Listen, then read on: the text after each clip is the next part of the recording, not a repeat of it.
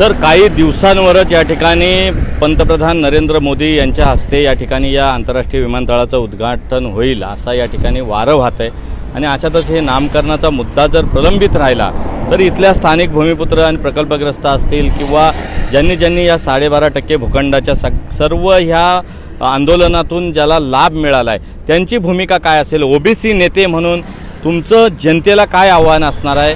कशा पद्धतीची पुढची आंदोलनाची रणनीती असेल?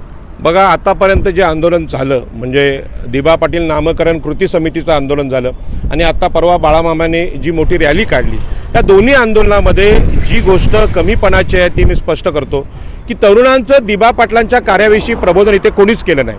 त्यामुळे दिबा पाटील नक्की कोण होते हे लोकांना कळलेलं नाही. पण आता या नामकरण आंदोलनाच्यामुळे परिस्थिती स्फोटक बनायला लागली. देशामध्ये बेकारी वाढले, कोरोनानंतर नोटबंदीनंतर तरुण बेकार आहेत, उद्योगधंदे धोक्यात आलेले आहेत. अशा स्वरूपात देशाची अस्वस्थता दिबा पाटलांच्या नामकरणात उतरली तर निश्चितपणे तरुण या विषयाला वेगळं वळण देऊ शकतात. देशाला बदलण्याचं कदाचित राजकारण इथे घडू शकतं आणि म्हणून माझी सरकारला विनंती आहे, फार ताणून धरू नका. त्यांनी फक्त नाव मागितलेलं आहे. खरं म्हणजे जमीन ही भूमी आमची आहे आणि इथे आमची भूमी असताना हा विमानतळ अदानीला खाजगी स्वरूपात देणं इथल्या लोकांची फसवणूक होती. आता फसवणूक कोणी सहन करणार नाही आणि म्हणून नाव देण्याची कृती आता लवकरात लवकर करावी, अधिक विलंब लावू नये अशी माझी शासनाला नम्र विनंती आहे. सर, एक शेवटचा प्रश्न आहे. डॉक्टर बाबासाहेब आंबेडकरांनी या देशातील समाज समूहाच्या उत्कर्षासाठी खऱ्या अर्थानं आरक्षणाची जी भूमिका आहे ती घेतली आहे. संविधानिक मूल्यानुसार त्यांनी आरक्षण देखील दिलं.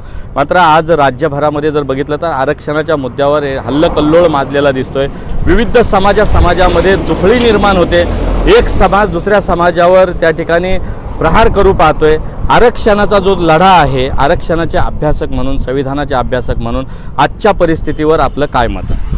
बघा, आपल्याला कल्पना आहे की लोकनेते दिबा पाटील हे आरक्षणाचे नेते आहेत आणि याच पार्श्वभूमीवर हा प्रश्न आलेला आहे. आपल्याला कल्पना आहे की या देशातल्या मनुस्मृती आणि हिंदू धर्माच्या चातुर्वर्ण्य विषमतेमुळे बहुसंख्य लोक आहेत ते मागे राहिले. यामध्ये स्त्री, शूद्रातिशूद्र, ओबीसी, एससी, एसटी मागे राहिले आणि याला प्रतिनिधित्व मिळावं म्हणून आरक्षण आहे.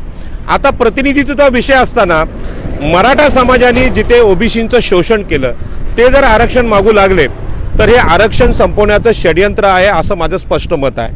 आणि म्हणून बीजेपी सरकारच्या काळामध्ये ओबीसी, एससी, एसटी या जातींमध्ये भांडणं लावण्याचा प्रकार आणि त्यातून आरक्षण संपवण्याचे षडयंत्र जे चालू आहे ते लोकांना समजायला यायला लागलेलं आहे. खरं म्हणजे